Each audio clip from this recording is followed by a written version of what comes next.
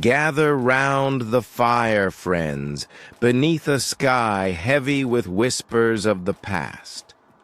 Welcome back to Tales of the Untamed West, where the frontier's untamed spirit meets the ancient stories of the Diné. Tonight, we journey to the sacred Canyon de Chelly, a place of deep gorges and timeless echoes, where a young Navajo woman faced a trial that would echo through the ages. This is a tale of sacrifice, renewal, and the power of the land, a Navajo folk tale woven with the wild threads of the West. Meet Shandiin, a weaver who heard the spirits, and follow her quest to calm a deadly storm. If you loved the song of the wandering crow, the ghost of Black Mesa, the spirit of Red Canyon, and the coyote's riddle, this story will stir your heart. Hit that subscribe button and let's step into the winds of Canyon de Chelly. Keep the fire burning, and let's begin. In the year 1885, the sacred lands of Canyon de Chelly stood as a sanctuary for the Diné, a place where deep gorges carved through red sandstone, their walls etched with the stories of the Navajo people. The cliffs glowed like embers under the sun, petroglyphs of ravens and spirals whispering of the past, while the canyon floor held fields of corn and peach orchards, a fragile lifeline in a harsh desert. At the canyon's edge, a small village nestled among cottonwood trees. Its hogans, blending into the earth, their rounded roofs adorned with subtle geometric patterns of zigzags and diamonds. Here lived Shandiin, a woman of 20 summers, with hands that wove magic into her loom and eyes that saw the signs of the spirits. The village was a haven of resilience, its people bound by the traditions of their ancestors. Women tended the orchards, their chants rising like prayers, while men guided sheep through the canyon, their staffs tapping a steady rhythm. Children played among the cottonwoods, their laughter a fragile echo in a land on the edge of despair. Shandiin's family lived in a hogan near the orchard where her father, Chahauhil, carved flutes from cedar, his melodies a balm for the soul. Her husband, Twish, a skilled hunter, mended his bow, his silence a shield against worry. Shandiin's mother, Azza, had passed 2 winters ago, leaving behind a loom and a half-finished blanket, a tapestry of ravens and stars, her final gift to her daughter. Each evening, the village gathered around a communal fire, the elders sharing tales under a sky that shimmered with stars. Shandiin's grandfather, Yeitso, was the keeper of stories, his gray hair glowing. In the firelight, his voice a river of wisdom. He spoke of the holy people, of spirits that guarded the land, and of Raven, the messenger of renewal, whose black wings carried the promise of change. Raven sees what we cannot, Yeitso would say, but its gifts come with a price. Shandiin listened, her hands weaving patterns into her loom, her mother's blanket a constant reminder of the stories that bound them. For weeks, a shadow had loomed over the village. A sandstorm, born of the desert's wrath, grew on the horizon, its howl a warning of destruction. The winds tore at the cornfields, uprooted peach trees, and buried the hogans in dust, threatening the Diné's survival. The elders chanted prayers to the holy people, their voices rising against the wind, but the storm only grew, its roar, a challenge they could not ignore. Shandine watched her father carve a flute, his hands trembling, and felt Twaish's worry in his silence, the weight of the storm pressing on them all. One evening, as the village huddled in their hogans, the wind howling like a beast, Shandine sat at her loom, her fingers tracing the raven pattern on her mother's blanket. A sharp caw broke the silence. A raven, its black feathers glinting in the firelight, perched at the hogan's door, its amber eyes fixed on her. It cawed again, a sound that pierced her heart, and Shandine felt the spirits stir, their whispers, a call she could not ignore. The raven spread its wings and flew toward the canyon, its silhouette a promise in the storm, leading her to a destiny she had yet to understand. The raven's call lingered in Shandine's mind, a summons that pulled her into the storm. At dawn, she stood at the canyon's edge, the wind whipping her woven tunic, her long black hair dancing like shadows. The village below was shrouded in dust, the hogans barely visible, the cornfields buried beneath sand. Shandine closed her eyes, whispering a prayer to the holy people, her hands clutching her mother's blanket, seeking the raven's guidance. The wind answered, carrying the faint caw of the bird.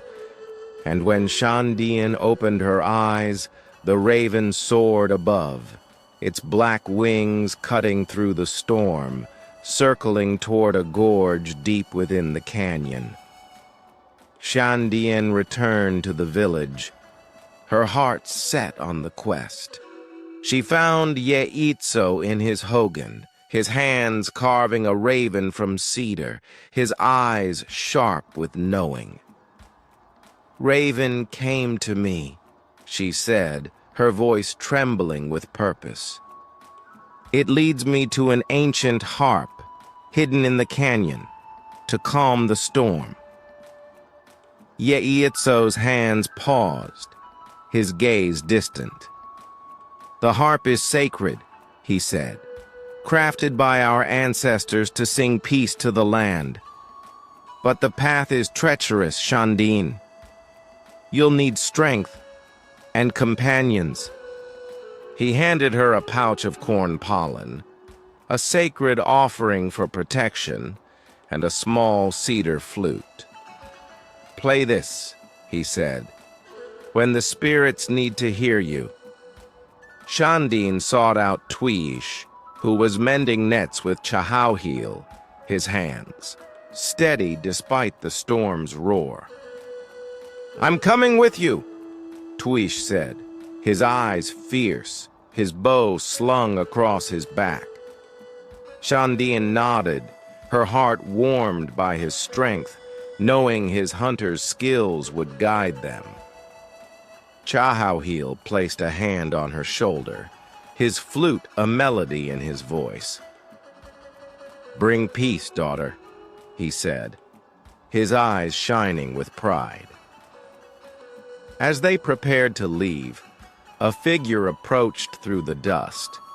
Eli, a Wild West doctor with a weathered face, his medical bag slung over his shoulder. Eli had saved the village from a fever last summer, his kindness earning their trust. "I can't let you go alone," he said, his voice steady, a revolver at his hip. "Let me help." Shandine felt the spirit's approval in the raven's caw above, a fragile alliance born of necessity. The trio set out into the storm, the wind howling like a beast, sand stinging their skin. Shandine led the way, her mother's blanket wrapped around her, Twish at her side, his bow ready and Eli behind, his doctor's bag a shield against the unknown. The canyon loomed before them, its gorges a labyrinth of shadows, the raven's black wings a beacon against the storm.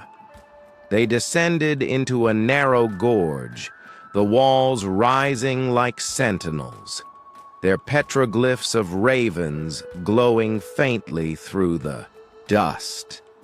The wind tore at them, the sand a blinding veil, but Shandin felt the spirit's presence, the raven's caw a steady hum, guiding them deeper into the canyon's heart, where the ancient harp awaited, a song of peace in a land of chaos. The storm's howl echoed through the gorge, the sand a relentless foe, as Shandin, Twish, and Eli pressed deeper into Canyon de Chelly. The raven flew ahead, its black wings cutting through the dust, its amber eyes alight in the chaos, leading them to a narrow crevice in the canyon wall. The air was thick with the scent of earth and sage, the walls carved with petroglyphs, ravens, spirals, and flutes that spoke of the Diné's ancient songs. Shandin's hand brushed the stone, her mother's blanket a shield against the wind, and she felt the spirits stir, their whispers a promise of the harp's presence. They squeezed through the crevice, the storm's roar fading to a distant growl, the darkness of the cave enveloping them. Twish lit a torch, its flame casting shadows on the walls, revealing more petroglyphs, ravens in flight, their wings a dance of renewal. Eli adjusted his medical bag, his revolver ready, his doctor's instincts sharp. "This place feels alive," he said, his voice low, the cave's echoes a reply. Shandin nodded, the raven's caw guiding them deeper, the air growing cooler, the walls narrowing until they reached a chamber, its ceiling glittering with quartz, its center holding a stone pedestal. On the pedestal rested the ancient harp, its wood carved with ravens, its strings shimmering like moonlight, a relic of the Diné's past. As Shandin reached for the harp, a shout broke the silence. A group of Wild West raiders, their faces scarred by greed, emerged from the shadows, their rifles gleaming. Their leader, a man named Holt, stepped forward, his voice a snarl. "That harp's worth a fortune," he said, his rifle aimed at Shandin. "Hand it over, or you don't leave this cave." Shandin's heart pounded, the ravens. Caw a warning in her mind, but she stood firm, her mother's blanket a shield. "This harp belongs to the Diné," she said, her voice ringing through the chamber. "It will sing peace, not profit." The raiders laughed, their rifles flashing in the torchlight, but Twish's arrow was faster, striking Holt's shoulder, sending him staggering back. Eli fired his revolver, his aim true, while Shandin grabbed the harp, its strings, humming with power. The chamber erupted in chaos, bullets ricocheting off the walls, arrows flying through the dark. The raiders pressed forward, their greed a fire that burned through reason. But Shandin, Twish, and Eli fought with the strength of the Diné, the spirits of the cave a hum in the air. As Shandin clutched the harp, the raven appeared, its black wings a blur, its caw a thunder that shook the chamber. The ceiling trembled, quartz falling like stars, the cave's walls groaning as if the earth itself fought back. "We have to go!" Twice shouted, his bow a shield as he pulled Shandine toward the crevice. Eli fired a final shot, his doctor's bag a lifeline in the chaos, and the trio fled. The raiders' shouts swallowed by the cave's collapse, the harp's hum a promise in Shandine's hands. They emerged into the storm, the ravens, wings a beacon, the canyon's shadows a refuge. But the battle was far from over, the harp's song yet to be sung. The storm raged fiercer as Shandine, Twiish, and Eli emerged from the cave, the harp's hum a heartbeat in Shandine's hands. The wind howled like a beast, sand tearing at their skin, the canyon's gorges a labyrinth of shadows. The raven soared ahead, its black wings cutting through the storm, its amber eyes alight in the chaos, leading them toward a sacred clearing at the canyon's heart. Shandine felt the spirit's urgency, the harp's strings trembling with power, but the storm's wrath was unrelenting, its roar a challenge they could not outrun. As they reached the clearing, a petroglyph of a raven glowed on the canyon wall, its wings a promise of renewal, the ground carved with spirals that pulsed with light. Shandine placed the harp on a stone altar, its strings shimmering, but the wind tore at it, threatening to shatter its ancient wood. "We need to play the song," Shandine shouted, her voice barely audible over the storm, her hands trembling as she strung the harp. Twiish stood guard, his bow ready, his hunter's eyes sharp, while Eli shielded the harp with his coat, his doctor's instincts a steady hand in the chaos. But the storm grew wilder, the sand a blinding veil, the canyon walls groaning as if the earth itself would split. The raven cawed, its voice a thunder in Shandine's mind, and she understood. Raven demanded a sacrifice, a price for renewal, a piece of her soul to calm the storm. Shandine's heart sank, her hands clutching her mother's blanket, the tapestry of ravens and stars, a memory of Azza's love. "Take this," she whispered, her voice breaking, unwrapping the blanket and laying it over the harp, its threads glowing with the petroglyph's light. The wind tore at the blanket, unraveling its patterns, the ravens and stars dissolving into the storm, a sacrifice that pierced Shandine's heart like a knife. The harp's strings sang as Shandine played, her fingers tracing the ancient song, a melody of peace that rose above the storm. The raven circled, its wings vast, its caw a harmony with the harp, and the wind began to still, the sand falling like a curtain. But the canyon trembled, the walls cracking, the storm's final roar shaking the earth. A rock slide thundered down, the clearing collapsing, and Shandine's heart stopped as Twiish pushed her aside, a boulder striking his leg, pinning him to the ground. "Go!" he shouted, his voice a hunter's command, his face etched with pain. Eli knelt beside him, his medical bag open, his hands steady as he worked to free Twiish, but the rocks were heavy, the storm's wrath unrelenting. Shandine played on, her tears falling, the harp's song a prayer for her husband, for her people, for the land.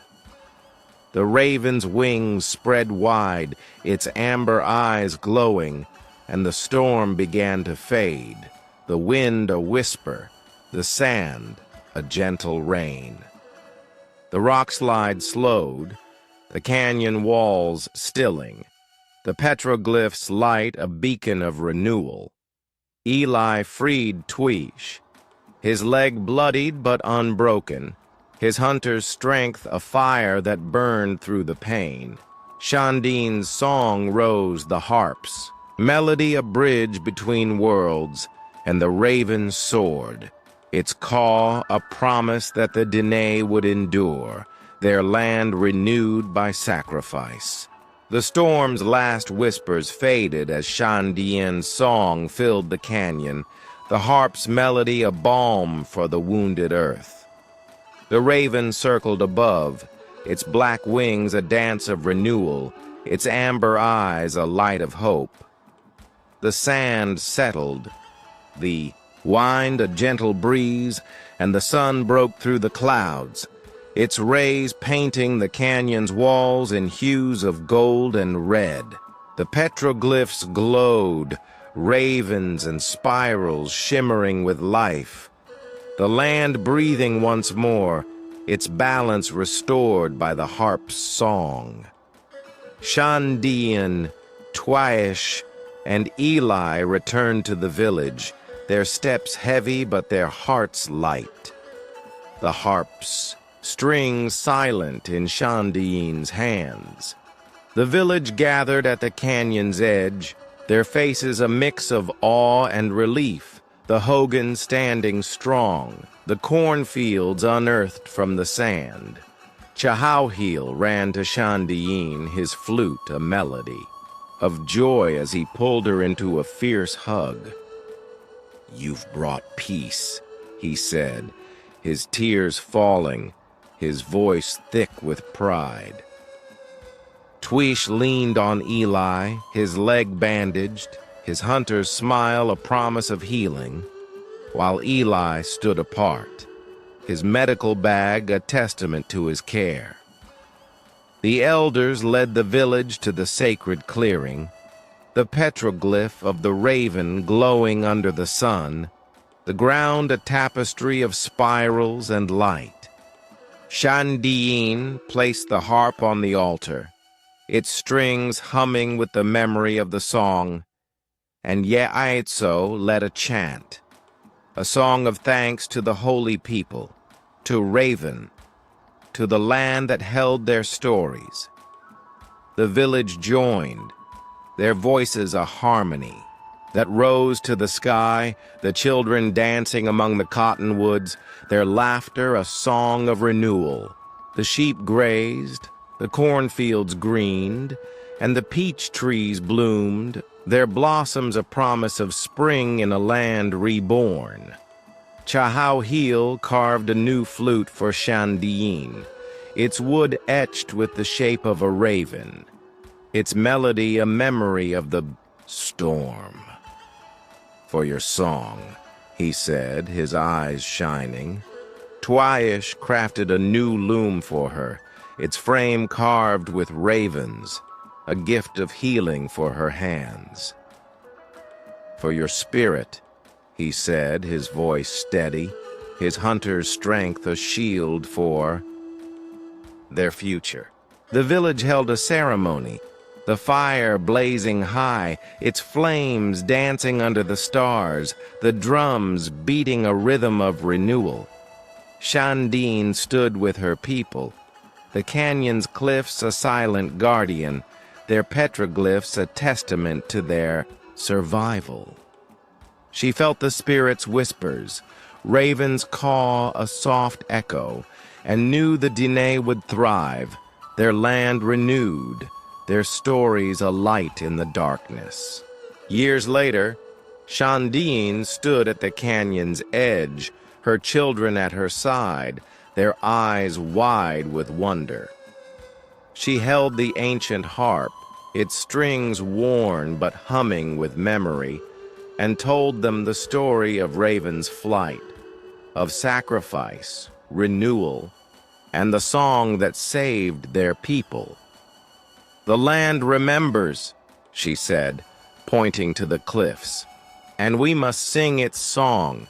Twish joined them, a hunter healed, his bow a symbol of strength, and Eli, a friend of the Dene, stood nearby, his stories of the canyon now legend in the West.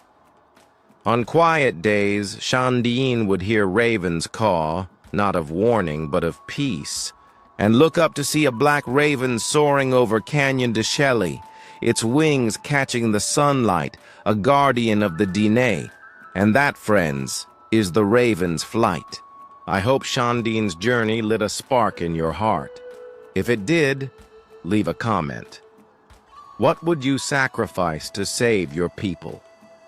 Subscribe to Tales of the Untamed West for more Navajo folk tales and Wild West legends, and explore our Untamed Tales playlist. Until next time, keep the fire burning and may the spirits guide your path.